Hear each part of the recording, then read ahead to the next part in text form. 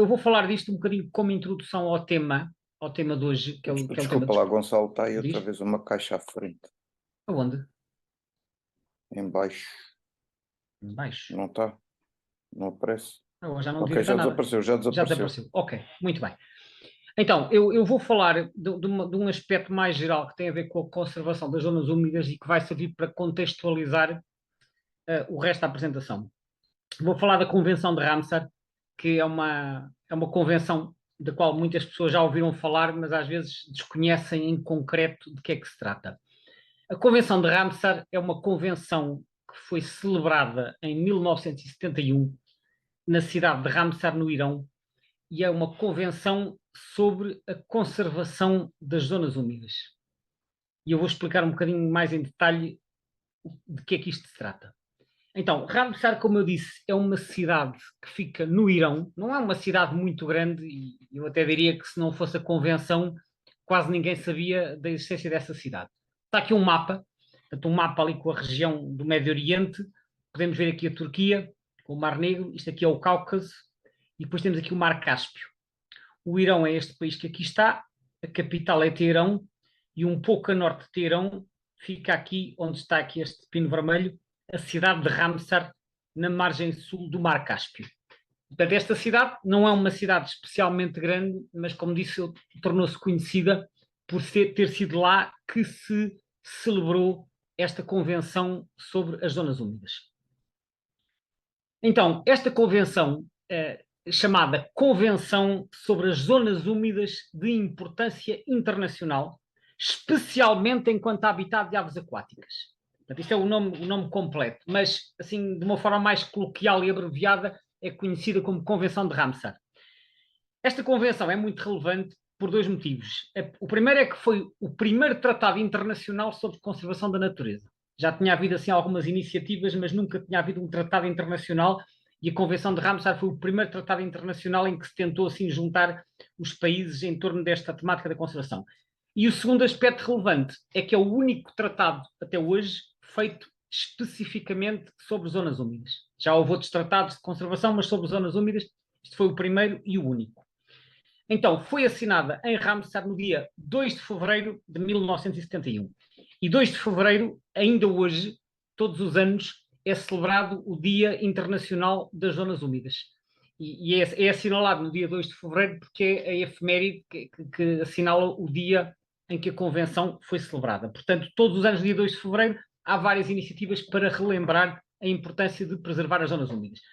Quando passaram os 50 anos da Convenção, que foi agora em 2021, foi criado um logótipo que incluía aqui a referência aos 50 anos da passagem dos 50 anos da celebração da Convenção.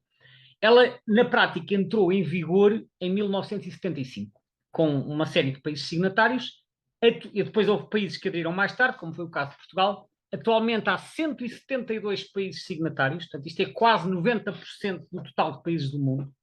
Podemos dizer que a esmagadora dos países do mundo aderiu a esta convenção, o que é muitíssimo relevante em termos da preservação das zonas úmidas. Há um site oficial, peço desculpa, passei-me depressa, há um site oficial que é este, quem quiser ter mais informação acerca da convenção, portanto, que é www.ramsar.org, está lá toda a informação acerca da convenção, dos países signatários e do elenco de locais que estão classificados ao abrigo da convenção. Bom, os sítios que estão classificados no âmbito desta convenção são designados, isto também é assim uma expressão um bocadinho informal, como sítios Ramsar. Portanto, são sítios que estão identificados. E o conjunto destes sítios forma uma lista que é designada a lista Ramsar das zonas úmidas de importância internacional. E atualmente essa lista já inclui cerca de 2.500 sítios em todo o planeta, que são os tais sítios Ramsar, com cerca de 2.570.000 km². Isto é uma área gigantesca, só para terem uma noção. Portugal tem cerca de 90.000 km², a Espanha tem cerca de 500.000, portanto, isto corresponde mais ou menos a 4 vezes a área da Península Ibérica no conjunto.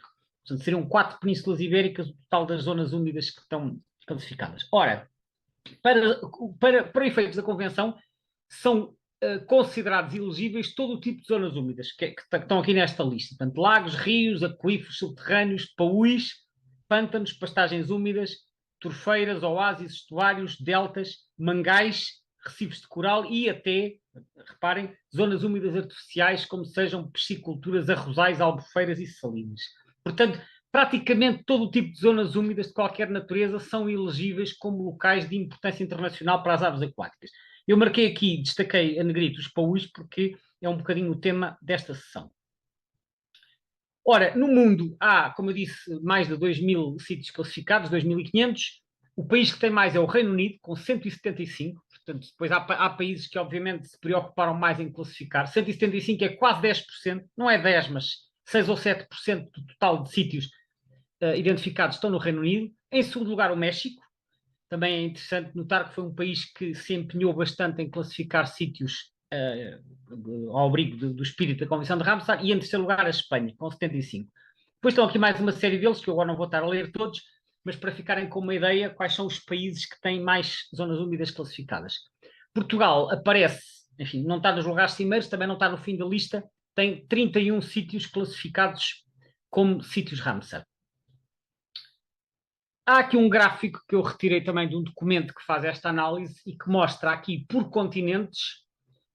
Para cada continente temos duas colunas, sendo que a primeira coluna nos diz o número de zonas úmidas classificadas como sítios Ramsar e a segunda coluna diz-nos a área, em milhões de hectares.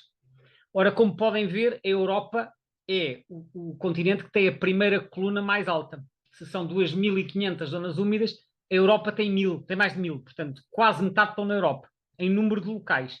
Mas em área, é a África que tem a maior porção de território classificado como sítio Ramsar. Ou seja, a Europa tem mais sítios classificados, mas são sítios pequenos e, portanto, a área total é relativamente pequena. A África tem um número de sítios menor, mas são áreas, em alguns casos, muito grandes, e isso acaba por contribuir para elevar a área total. Depois, nos outros territórios, nos outros continentes, a proporção é variável, mas estes dois são os continentes que se destacam mais, um por ter mais sítios classificados, outro por ter a maior área. Aqui a mesma informação do gráfico anterior, mas agora numa representação circular. Portanto, no gráfico da esquerda, o número de sítios, a percentagem de sítios por continente. Portanto, a Europa, como vêem, tem quase metade do número de locais. E à direita, a área, sendo que a África, como já vimos, tem também quase metade da área classificada como sítios Ramsar. Depois, a Europa acaba por ter uma fatia bastante pequena. Aqui um mapa também bastante curioso que nos mostra a distribuição geográfica dos sítios que estão classificados como sítios Ramsar. Cada triângulo representa um sítio, portanto podemos ver que a Europa claramente tem a maior densidade, em especial o Reino Unido, como já vimos, tem um grande número, os triângulos são todos em cima dos outros. Depois o México, que eu também já falei, tem uma grande densidade de locais, o México e outros países aqui da chamada América Central. Depois temos uma boa densidade em algumas regiões da África, não em todas, mas sobretudo aqui no Golfo da Guiné e na África Ocidental, em algumas áreas da Oceania, certas partes da Ásia, incluindo aqui o Japão e o Sul, e depois na América do Sul é um bocadinho variável, parece-me ser mais aqui no Peru e no Chile. Em contrapartida, na América do Norte, muito poucos sítios, no Brasil também relativamente poucos, na África, na metade oriental da África e aqui no Nordeste a densidade é menor e também na África Austral, e numa grande parte da Ásia Central e da Rússia também muito poucos sítios. Portanto, este mapa mostra-nos que o empenho dos países na classificação de zonas úmidas é muitíssimo variável, e há países que claramente apostaram mais na classificação de sítios. É claro que isto não tem um estatuto oficial, não dá um estatuto oficial de proteção, apenas identifica os locais como sendo locais importantes. Agora a situação em Portugal. Portugal assinou a Convenção em 1980, portanto, 9 anos depois da Convenção ser celebrada, que foi em 71, e isso foi publicado num decreto-lei, que é o decreto-lei número 101/80.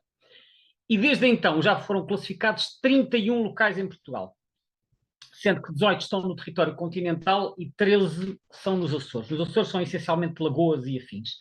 No continente estão classificados então 18 sítios, com uma área total de 132 mil hectares. O nosso país tem cerca de 9 milhões de hectares, portanto isto é cerca de 1,5% da área total. O Paulo das Caniceiras não é um sítio Ramsar, não faz parte da lista, mas eu já vou já vou seguidamente dizer qual é a relação entre a Convenção de Ramsar e o Polo das Caniceiras. Não faz parte da lista Ramsar em Portugal. Ora, os sítios Ramsar em Portugal, como eu disse, Portugal assinou a Convenção em 1980 e para poder aderir tinha que identificar locais. E então Portugal entrou com 2 locais, que foi o Estuário do Tejo e a Ria Formosa. Portanto, Portugal apresentou-se, digamos assim, à Convenção, dizendo, olha, nós queremos fazer parte, estão aqui 2 locais que nós identificamos, que foram os primeiros que entraram.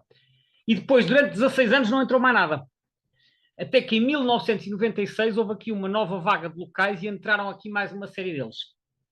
Os que estão a vermelho são locais que não fazem parte da rede de áreas protegidas. Os que estão a preto são que fazem parte da rede de áreas protegidas, portanto são parques ou reservas. Depois entraram mais alguns em 2001, uns quantos em 2005 e mais 2 em 2012. E depois acabou-se. Mas como se pode ver, houve ali uma fase inicial em que foram classificados bastantes locais, embora por vagas, mas depois, desde 2005 para cá, ou seja, nos últimos 20 anos, tirando aqui a Lagoa da Patera de Formentelos e Ribeiro do Vascão, desde 2005 não houve mais nada. Infelizmente, isto acontece também noutro tipo de classificações naturais. Em Portugal é que me parece que houve ali um período entre o final da década de 70 e o princípio dos anos 2000 em que houve bastante empenho na classificação de locais e depois houve um abrandamento do ritmo e estagnámos um bocadinho a nível deste tipo de classificações. Portanto, a situação atual é esta. Estes são os 18 locais do continente, depois, como eu disse, há mais 13 nos Açores. Ora, o Polo das Caniceiras, como eu disse, não é um sítio Ramsar. Mas é curioso aqui, ou melhor, é relevante aqui olharmos um bocadinho para o decreto-lei, tal que de certa maneira formalizou a adesão à Convenção, que é o tal decreto-lei número 101/80, e que diz o seguinte no seu artigo 4º: cada parte contratante, que neste caso é o Estado português, deverá promover a conservação das zonas úmidas e de aves aquáticas, estabelecendo reservas naturais nas zonas úmidas, quer estas estejam ou não inscritas na lista, e providenciar a sua proteção apropriada. Ou seja, o que este decreto-lei diz é, independentemente de os locais, as zonas úmidas, fazerem parte da lista Ramsar, mesmo que elas não estejam, a parte contratante, que é o Estado português, deve promover a conservação dessas zonas e das aves que lá ocorrem. Portanto, o facto de o Polo das Caniceiras, neste caso, não fazer parte da lista Ramsar, não obsta a que haja igual preocupação com a sua conservação. E é neste sentido que eu quis trazer a Convenção de Ramsar à colação, para dizermos que o âmbito da Convenção não se esgota nos locais que estão identificados como sítios Ramsar. Portanto, é mais abrangente e abrange os locais que não estão inscritos na lista. Para terminar, e antes de passar a palavra aos outros oradores, eu gostava também de salientar que está a decorrer, agora desde 2021 até 2030, uma iniciativa das Nações Unidas, da ONU, que se chama a Década das Nações Unidas para o Restauro dos Ecossistemas. Portanto, isto é uma iniciativa há 10 anos que tem em vista sensibilizar para a importância de promover o restauro dos ecossistemas e também realizar algumas iniciativas com vista a esse restauro e conservação. E no ano 2023, o ano 2023 teve especial enfoque no restauro das zonas úmidas.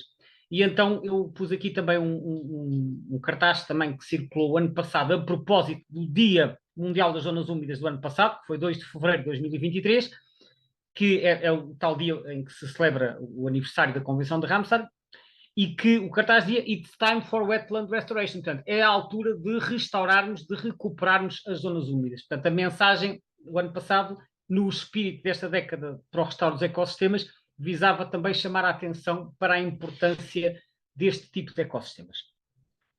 Agora, vou ficar por aqui. Para falar, eu vou começar por fazer um pouco uma caracterização e falar um pouco do histórico do meu contacto com o Polo das Caniceiras. Falar também um bocadinho da sucessão de acontecimentos que são relevantes tanto para a conservação como, enfim, para os valores do PAU. Portanto, começar por situar, falar um pouco da localização do PAU. Portanto, o PAU fica bastante perto de Lisboa, acaba por estar na zona de subúrbio de Lisboa, né, na zona de Loures. portanto fica a cerca de 12 quilómetros de Lisboa. O acesso vindo de Lisboa será a autoestrada A8, saindo para Loures, e depois é na estrada de Loures para Bucelas que se encontra o Paulo. Dá para ver a partir dessa estrada nacional. Quem vai de Loures para Bucelas consegue ver o Paulo do lado direito. Portanto, há aqui uma representação da orientação ou da localização do Paulo. Eu coloquei também aqui uns links para o Google Maps. Se depois mais tarde vocês quiserem utilizar estes links. Portanto, são localizações do sítio onde vocês conseguem chegar de carro e depois a partir daí são caminhos em que têm que fazer a pé. Bom, então, posto isto, só fazendo um pouco uma resenha histórica do Paulo. Portanto, o Paulo foi utilizado durante décadas como zona agrícola.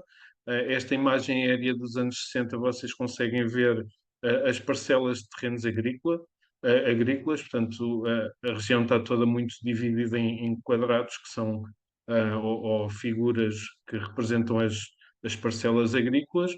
É uma zona que desde sempre é muito rica em água, portanto, daí ser muito fértil e também muito fértil para a agricultura, portanto, era uma área de excelência para a produção agrícola. E também por isso há a divisão das parcelas, portanto, as parcelas são muito divididas, são divididas em parcelas muito, muito pequenas que acabaram por ser divididas por causa de partilhas familiares. Portanto, esta zona, vá lá, a zona Saloia de Lisboa sempre foi uma zona bastante produtiva em termos de agricultura e, portanto, esta região aqui não é exceção. Bom, o facto de terem sido zonas agrícolas também faz com que hoje em dia, sendo estas áreas privadas, isso coloca também alguns entraves do ponto de vista da tentativa de classificação desta área como área protegida. Portanto, dos anos 60 para os anos 80, para o final dos anos 80, quando eu comecei a ter contacto aqui com o Paulo, ainda em miúdo, não houve muita alteração, portanto, continuava a ser uma área muito utilizada para a agricultura. E no final dos anos 90, em 1997, houve a construção de um aterro aqui nesta zona periférica do Paulo, portanto era uma zona que na verdade ainda fazia parte do Paulo, ainda era uma área que inundava, mas então foi construído este aterro e é um aterro muito elevado, portanto é um aterro com cerca de 4 a 5 metros de altura. Na altura o aterro foi travado pela Câmara Municipal de Loures, mas portanto a progressão do aterro era vir para cima do Paulo. Posteriormente, em 2002, a área foi classificada como REN, a Reserva Ecológica Nacional. Anteriormente era Reserva Agrícola Nacional. Portanto, esta classificação como REN foi bastante importante para uma possível classificação do Paulo como área protegida. Portanto, é uma das condições para a classificação de áreas protegidas é ser anteriormente Reserva Ecológica Nacional. Mais ou menos pela mesma altura foi fundada uma associação de caçadores aqui da região e, portanto, tornaram esta área como uma área reserva dentro da Associação de Caçadores e, portanto, a caça foi proibida no Paulo. Só para terem uma ideia de sazonalidade, das variações de água e do aspecto do Paulo. Portanto, isto é uma fotografia tirada em março. Portanto, durante o inverno o Paulo enche bastante de água. Portanto, isto aqui é a situação comum durante o inverno. Depois, ao longo da primavera e no início do verão, o Paulo começa a drenar, mas ainda assim tem bastantes áreas com água e, portanto, por isso é bastante interessante para aves aquáticas. Depois, em setembro, normalmente o Paulo seca, fica com algumas poças. Portanto, estas áreas aqui redondas que vocês veem, são, na verdade, poços que eram utilizados para irrigação, são poços não murados, são depressões na terra e, portanto, eram utilizados nas parcelas dos terrenos agrícolas para rega, e são estas áreas que mantêm alguma água no final do verão. Sim. Portanto, o paúl, esta parte central que vocês veem aqui mais verde, é sobretudo ocupado por tabua e por caniço, portanto, são manchas de tabua e de caniço. Anteriormente, há alguns anos atrás, estas duas plantas eram dominantes, portanto, formavam grandes manchas e, portanto, vegetação que é bastante importante para aves aquáticas. Neste momento, a parte central do paúl está a ser colonizada por esta planta que vocês veem aqui embaixo, Xanthium strumarium. É uma planta, eu não tenho a certeza se é exótica ou não, penso que não é exótica, mas tem um comportamento invasor aqui no paúl e em outras áreas similares. Portanto, é uma planta ruderal que normalmente aparece em terrenos agrícolas e, portanto, que tem infestado o paúl de uma forma bastante relevante. Bom, do ponto de vista de acessos ao paúl, portanto, esta condição de inundação e de variação sazonal do nível da água condiciona um pouco a visita ao paúl. Durante o inverno, essencialmente, o paúl pode ser observado a partir do aterro. Portanto, esta delimitação aqui a amarelo é o aterro. Portanto, é uma zona bastante elevada, como eu disse, fica mais elevada do que o paúl, talvez uns 4 ou 5 metros de altura, e, portanto, dali nós temos uma visão panorâmica do paúl, podemos ver as aves na parte central com bastante facilidade, e os outros acessos nessa altura, portanto, durante o inverno, são bastante difíceis. Só com botas de borracha daquelas altas é que se consegue chegar ao centro do paúl. Já durante o verão, as pessoas podem caminhar um pouco ao longo dos caminhos do paúl e, portanto, ter acesso à parte mais central. Portanto, estão aqui várias rotas possíveis que se podem fazer. No entanto, esta parte aqui assinalada a azul é a parte mais central do paúl, que, por um lado, é sensível à perturbação, sobretudo das aves, não é? Portanto, é uma área que tem bastantes aves e, portanto, não deve ser perturbada. Por outro lado, é uma área que tem, então, muitos destes poços, aqui assinalados alguns deles, que podem ser eventualmente perigosos, porque eles ficam fora dos caminhos, no meio da vegetação, e portanto, na periferia destes poços pode haver deslizamento de terras, portanto, é um aspecto a ter bastante cuidado. Bom, quanto aos valores ambientais, além das aves, foi descoberto neste paúl uma espécie, foi descrita uma espécie nova para a ciência de peixe de água doce. Foi chamada boga de boca arqueada de Lisboa. Portanto, esta espécie foi descrita em 2007. Portanto, o nome científico é Iberocondrostoma oliciponensis. E, portanto, é uma espécie com uma distribuição bastante restrita. Na altura em que foi descrita, só se conhecia aqui para a bacia hidrográfica do Trancão. Depois, mais tarde, foi feita uma prospecção, foi encontrada em vários sítios do Ribatejo, e nas coleções do Museu de História Natural foram encontrados vários exemplares que tinham origem em várias outras ribeiras do Médio Tejo, que foram também prospectadas e onde a espécie não foi encontrada. Portanto, essa regressão da distribuição e a população ser relativamente rara nos locais onde ainda ocorre, fez com que esta espécie fosse classificada como em perigo crítico ou criticamente ameaçada, de acordo com a IUCN. Bom, só complementando aqui, portanto, este valor que é este peixe de água doce, que tem populações bastante relevantes aqui no Paúl e que interessa conservar. Na sequência do aterro, que foi feito então em 97, e que basicamente fui eu que denunciei à Câmara Municipal este aterro, e foi travado na altura por ação da Câmara Municipal.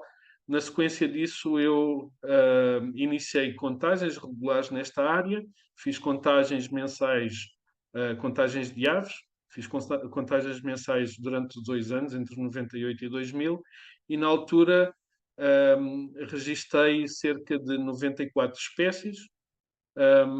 Bom, algumas delas, portanto, 10 espécies exóticas e muitas delas, obviamente, ocasionais, mas também muitas espécies com uma frequência regular no Paúl, muitas aves aquáticas também.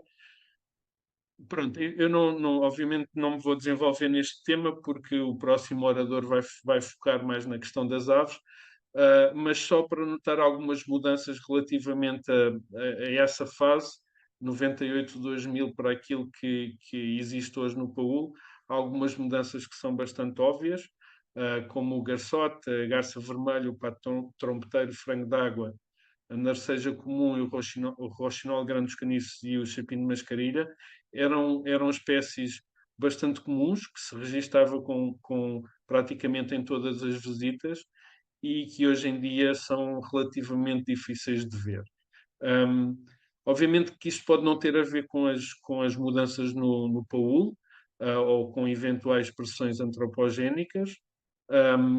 Muitas destas espécies, na verdade, todas estas espécies, exceto o chapim de mascarilha, estão em declínio populacional ao nível das suas distribuições. As espécies que, entretanto, passaram a ser bastante comuns no Paúl, que apareceram, entretanto, porque não haviam na altura em que eu fiz estes censos, é o caimão, o colhereiro, a ibis preta e o ganso do Egito. Portanto, são espécies que apareceram há relativamente pouco tempo no Paúl. Bom, relativamente a ações de conservação no Paúl, portanto, a Câmara Municipal de Loures tem estado empenhada em esforços de melhorar o habitat da boga de boca arqueada de Lisboa. Temos feito algumas intervenções, portanto, estes animais têm taxas de mortalidade muito grandes durante o verão, sobretudo nos verões muito secos, em que praticamente o Paúl seca, incluindo os tais poços ficam totalmente secos e, portanto, o número de bogas reduz-se drasticamente.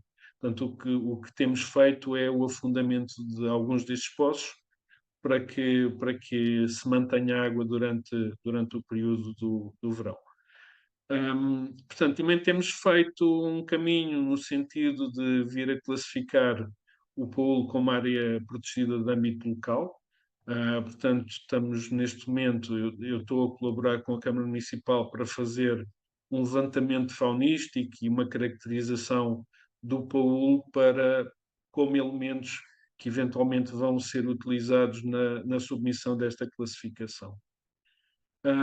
Para quem eventualmente venha a visitar o Paúl, queria só pedir ou alertar a importância de denunciar situações de ilegalidade e de atentados contra a natureza. Portanto, estamos a falar de uma área muito com zonas urbanas à volta, que tem muitas pressões humanas e, portanto, é frequente haver aterros nas imediações do Paúl. Há bastante caça ainda, não é? Caça ilegal. E durante o verão há um problema crónico de pesca com rede, que é um problema bastante sério para a boga de boca arqueada de Lisboa. Portanto, sempre que visitarem o Paúl e presenciarem alguma destas situações, seria importante então que fizessem uma denúncia ao CEP. E era isso que tinha para hoje. Muito obrigado por terem ouvido. Aparecer? Sim, já está.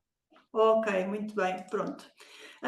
Então, como foi referido, eu não sou profissional, não trabalho nesta área, mas durante o Covid senti este impulso de ir explorar aqui a zona circundante, as zonas rurais, longe das pessoas, portanto em confinamento, mas em confinamento na natureza, em vez de ser confinamento fechado em casa.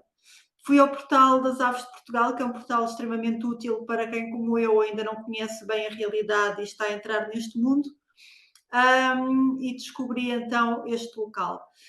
Uma coisa que é importante dizer para os leigos que não conhecem o local é que, efetivamente, apesar de estar muito perto da estrada e de ser relativamente conspícuo quando já se conhece, tem também a característica de passar bastante despercebido, porque, para quem não conhece, porque não é um local preparado para receber visitantes. E como tal não se vê ali nada que indicie que há ali um espaço interessante para visitar. E portanto eu cheguei a passar na estrada várias vezes para trás e para a frente até verificar onde estava mesmo o baú, e depois andei ali bastante tempo à volta a tentar descobrir um acesso. Por isso foi muito importante aqui estas imagens que foram partilhadas, porque propõem esse trabalho, explicam como é que se podemos aceder. Esta foto que aqui vê é uma foto já do início do verão. Portanto, há uma grande modificação, uma grande variação do nível da água, não é? E isso também provoca variações não só nas espécies de aves que ali se podem observar, como também na sua concentração. Esta época de início de verão geralmente é uma época interessante. Como já há menos água, as aves estão mais concentradas. Portanto, aqui vemos 3 espécies, as ibis, as garças reais e os pernilongos, e estão todos mais ou menos juntos, porque realmente estão a aproveitar o que ainda conseguem encontrar. O eBird identifica 125 espécies no local. Portanto, se forem ao eBird e se pesquisarem pelos hotspots do Conselho de Louros, vão encontrar logo no topo, não é o primeiro, mas penso que seja o segundo ou terceiro, o paúl das caniceiras. E, portanto, há 125 espécies identificadas. Eu não pus aqui todas, mas achei interessante esta observação muito recente, do dia 6 de março, de um observador que é o João Rodrigues, e que observou neste dia 45 espécies ali.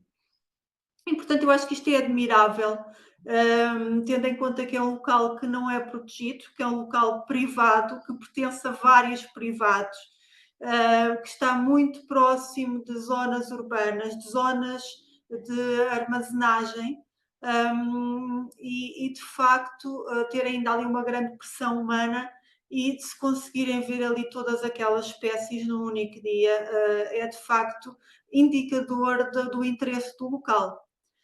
Eu pus aqui uma foto minha, portanto não é uma foto do João Rodrigues, é uma foto que eu tirei, com mais uma espécie que também se costuma ver ali, que ele não viu, por acaso não estava lá neste dia, mas costuma aparecer aqui até uma ave anilhada. Já não me lembro se é este indivíduo, que eu depois fiz a identificação e descobri que vinha da Dinamarca, mas vêm-se ali colhereiros com anilhas diferentes, portanto de origens diferentes. Portanto, temos aqui desde as exóticas, as limícolas, as aquáticas, as rapinas e depois os passariformes. Portanto, temos aqui uma grande variedade de aves muito interessantes.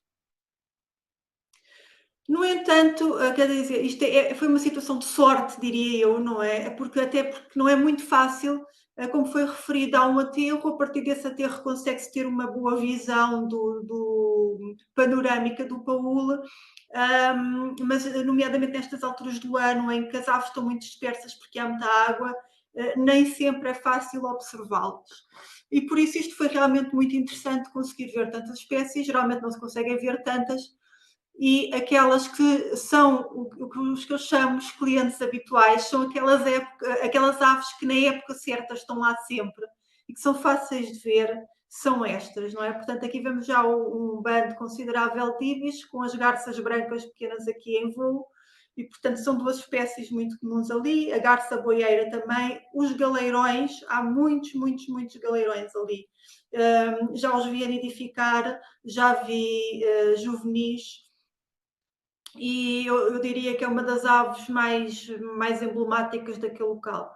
Os patos reais, as garças reais, o mergulhão pequeno também é fácil de ver ali, os pernilongos nidificam ali. O ganso do Egito tenho visto sempre ali em doses homeopáticas, ou seja, eu nunca vi ali aqueles grandes bandos que já têm aparecido, por exemplo, no Alentejo. Portanto, vejo aqui geralmente 2, 3, 4, o máximo que já vi foi 7 no ano passado.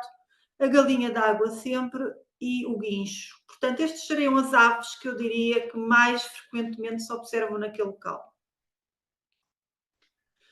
Depois temos aqueles habitantes mais tímidos que dá a sensação de que andam ali com regularidade, porque são observados facilmente, mas não são fáceis de fotografar. Temos aqui o guarda-rios, portanto esta fotografia foi tirada ali num daqueles poços nas Caniceiras. E foi a única vez na vida em que um guarda-rios me viu e me deixou estar a fotografá-lo, portanto, em grande proximidade, não se incomodou com a minha presença, estava bem disposto. É muito fácil ver guarda-rios, não apenas nas Caniceiras, mas em toda a zona envolvente ali da Várzea de Loures. É uma ave muito fácil de ver, mas muito difícil de fotografar. Não há ali observatórios, portanto, eles geralmente veem-nos a nós antes de nós os vermos a eles e fogem. Temos aqui também um cuco, que consegui fotografar também ali mesmo ao lado do paúl, e portanto são aves que passam relativamente despercebidas, não é uma ave conspícua, tanto que quando vi achei que era uma rola turca e só depois com mais alguma proximidade é que vi que era um cuco. Portanto, o garçote vê-se com alguma regularidade, o gurás também, narceja, o camão aparece com facilidade, mas é muito difícil de fotografar. Águias chapeiras facilmente se vê. A águia calçada, costuma-se ver um indivíduo do morfo claro, eu não sei se será sempre o mesmo, que até aparece por vezes mesmo durante o inverno, e já se pensou que possivelmente será um indivíduo residente. O roxinol dos caniços ouve-se muito, e cá está o nosso amigo cuco. Faço aqui uma chamada de atenção para as exóticas, porque de facto elas existem ali. Estas são as espécies que eu já observei no paúl propriamente dito, ou muito próximo do paúl, ali na zona da várzea, porque eu quando vou a este local, geralmente eu depois faço o percurso da várzea. Portanto, o tecelão, o ganso do Egito, o bico de lacre, o arcebispo, o pato carolino, o pato mudo e a viuvinha. A ave exótica mais significativa neste local, eu diria que é o tecelão. Há muitos, eu penso que isto é relativo, não é? Mas, porque eu também não tenho muito termo de comparação, mas tenho a ideia que é uma ave muito comum ali e que não será tão comum em outras zonas do país. Facilmente se vê esta ave, não só no paúl como na zona da várzea. Há muitos canais de irrigação, há vários rios, e, portanto, até da estrada se consegue ver, é possível parar o carro. Eu tenho ideia que esta fotografia até a tirei agora a partir do carro. Eles já estão assim, neste momento, já estão a fazer os ninhos, fazem conjuntos muito vastos de ninhos, às vezes é possível ver 15, 20 ninhos juntos, vários machos, as fêmeas, as famílias inteiras, as crias. Portanto, é uma ave muito fácil de ver ali naquele local. Depois, nos arredores, eu gosto de falar aqui da questão da várzea, porque efetivamente o paúl não aparece descontextualizado.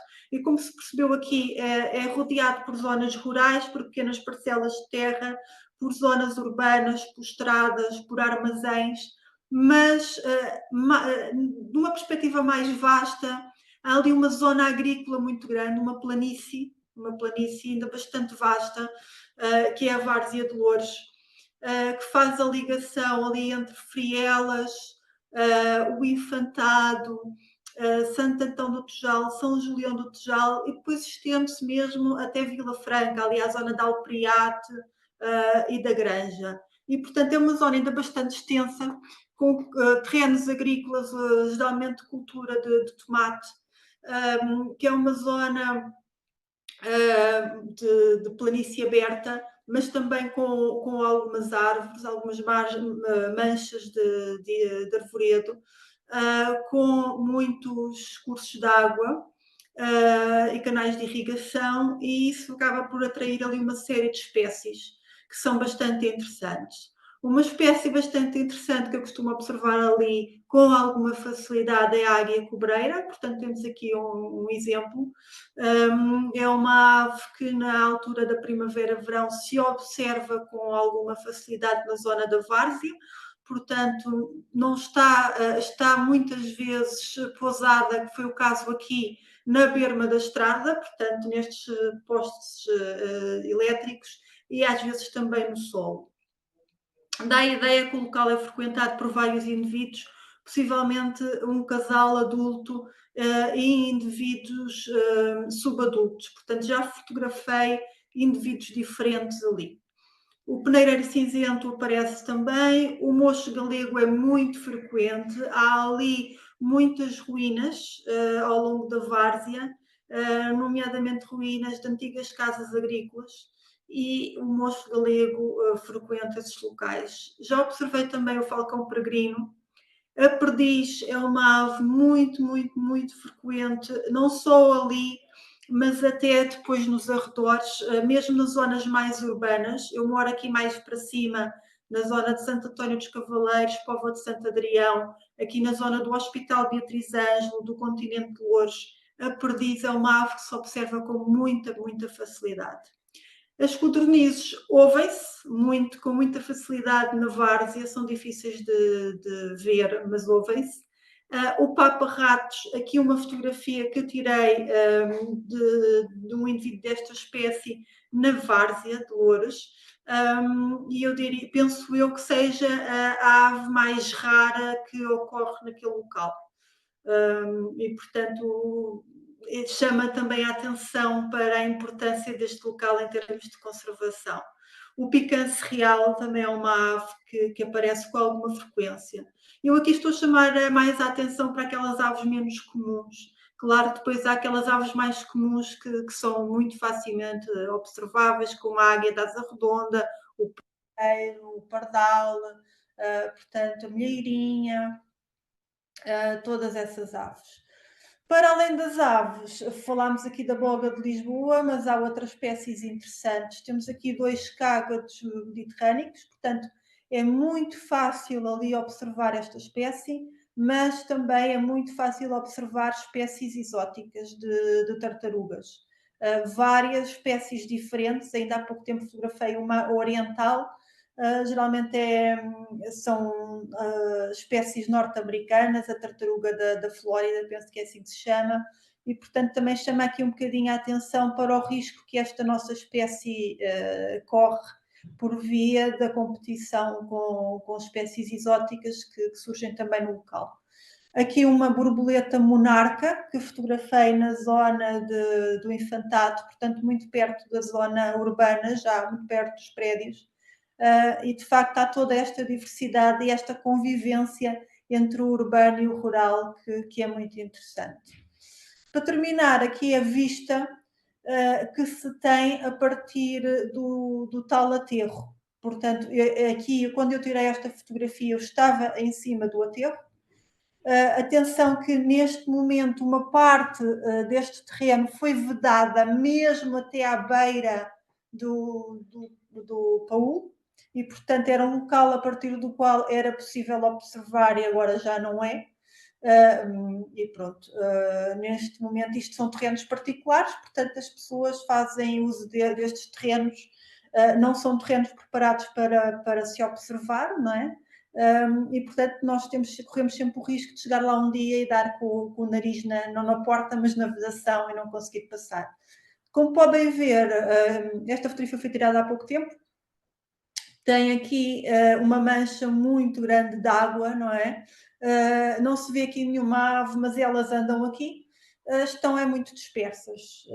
Quem tem bom equipamento fotográfico, que não é o meu caso, poderá conseguir tirar fotografias interessantes a esta distância. Mas não é muito fácil. Por exemplo, os caimões costumam andar aqui no meio desta vegetação e, portanto, não tendo uma boa máquina fotográfica é muito difícil. Quando isto começa a vazar, começa a haver menos água, então as aves concentram-se mais e torna-se mais fácil fazer a observação. Mas pronto, basicamente era isto que vos queria mostrar. Como podem ver aqui também ao fundo edifícios, não é? Desde armazéns a edifícios agrícolas, a casas, habitação, portanto está tudo um pouco. E pronto, não é fácil, mas eu acho que realmente é um local que vale a pena conhecer. Lá está, conhecer para proteger, porque a partir do momento em que conhecemos, apaixonamos e valorizamos mais, não é? E pronto, portanto, convido-vos a visitarem o local, a conhecer, a fotografar, a registar, a colocar as observações no eBird, porque é mais uma forma de ajudar a conhecer o local e ajudar a reconhecer o seu valor.